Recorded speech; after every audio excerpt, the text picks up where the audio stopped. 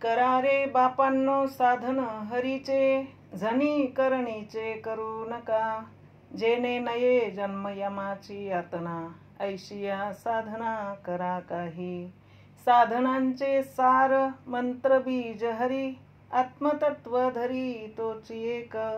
कोटी कोटी यज्ञ नित्य ज्याचा नेम, एक हरी नाम जपदा घडे. एका जनार्दनी न घ्यावा संशय, निश्चय असी होय हरी रूप. करा रे बापांनो साधन हरीचे, झनी करणीचे करू नका. या अभंगात एकनाथ महाराज जीवांना असा उपदेश करतात की बापहो, हरीच्या प्राप्तीचे काही साधन करा, परंतु चुकून सुद्धा करणीचे साधन करू नका, जेणेकरून जन्म मरणाचे दुःख नाहीसे होईल व जन्माची यातना होणार नाही असे साधन करा. एक हरिनामाचा जप केला असता कोटी यज्ञ केल्याचे फळ मिळते. श्री जनार्दन स्वामींच्या कृपेने नाथ महाराज म्हणतात की या संबंधाने कोणताही संशय घेऊ नका, निश्चयाने तुम्ही हरिरूप व्हाल. आमची ही सध्या चालू असलेली प्रवृत्तीपर साधने पाहून एकनाथ महाराज हे मोठ्या कळकळीने प्राणीमात्र जीवांना उपदेश करतात की तुम्ही हरीच्या प्राप्तीचे खरे साधन करा, परंतु करणीचे करू नका. तुमच्याकडून जो परमार्थ होत आहे तो सर्व वरपंगी असून करणीचा म्हणजे लोकांकरता आहे. तो कसा तर लोकांनी चांगले म्हणावे, बुवा म्हणावे. तीर्थ व्रत दान धर्म कर्म उपासना भक्ती कीर्तन नामस्मरण संन्यास ग्रहण ब्रह्मचर्य पोथीची पारायणे वगैरे हे सर्व हा लोकांकरता करतो. जगात प्रसिद्धीला यावे व त्यांच्या स्तुतीस पात्र व्हावे व साधूपणाचा अभिमान मिरवावा इत्यादी लोकेपणा याच्या ठिकाणी येतात. मी 40 दिवसांचा उपवास केला म्हणून गावात त्याची मिरवणूक काढून जग जाहीर करतात.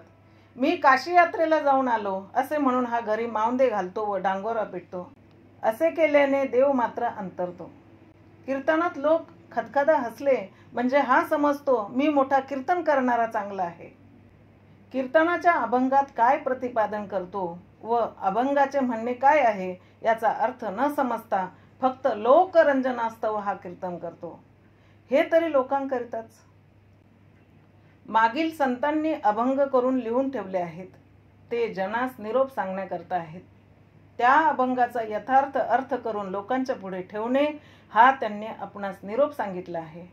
त्याला म्हणावे निरूपण. ते न करता हा मनोरंजक गोष्टी सांगून लोकांची करमणूक करतो व ज्याला काही थोडेसे व्युत्पत्तीचे ज्ञान आहे तो निवृत्तीपर अभंगाचा प्रवृत्तीपर अर्थ करून ब्रह्मनिरूपण मुळीच करीत नाही. तो म्हणतो यांना काय समजते. हे तरी लोकांकरिताच, परंतु हे करणीचे साधन असल्यामुळे देवाची भेट होत नाही. पोथीत ग्रंथात काय आहे हे न समजता जे सांगणे ते लोकांकरता. नामस्मरण करा म्हणतो, परंतु त्या नामाचा गुडार्थ याला माहीत नसतो व मुखाने नाम घ्या म्हणतो, हे लोकांकरिताच.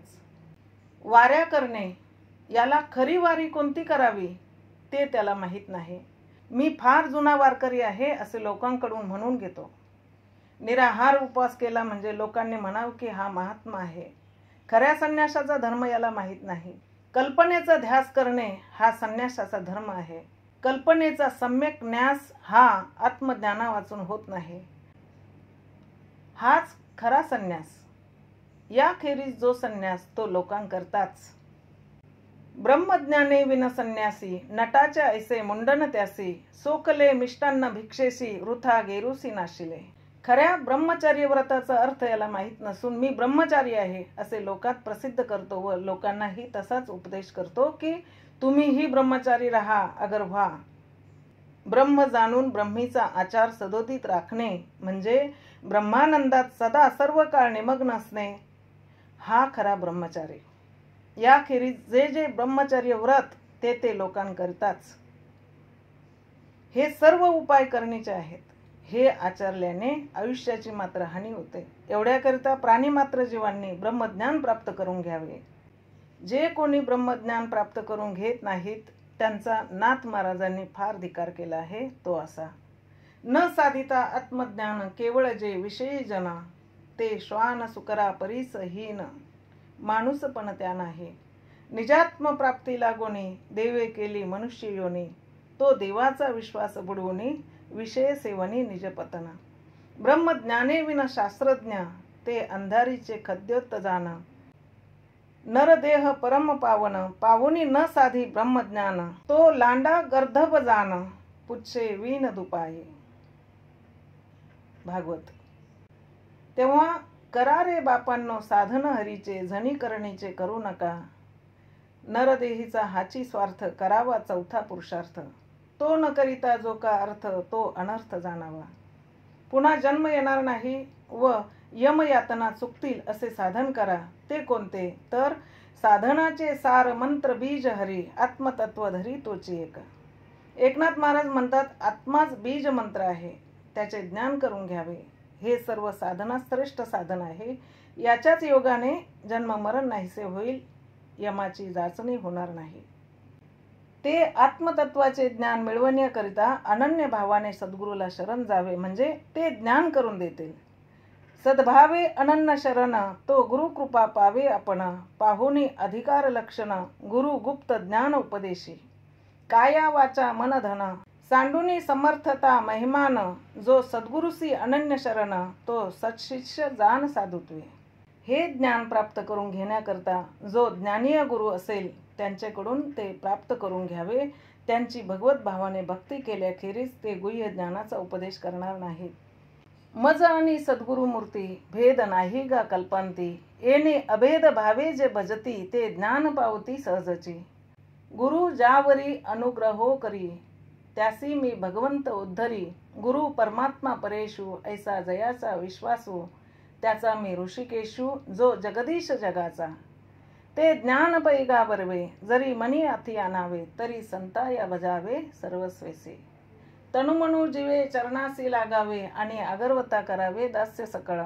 मग अपेक्षित जे आपुले तेही सांगतील पुशिले. जेने अंतकरण बोधले संकल्पा नये. ऐसे ज्ञान प्रकाशे पाहेल तै मोहा अंधकारू जाईल. जय श्री गुरु कृपा होईल पार्थागा. निज शिष्याची मरण चिंता स्वये निवारी जो वस्तुता.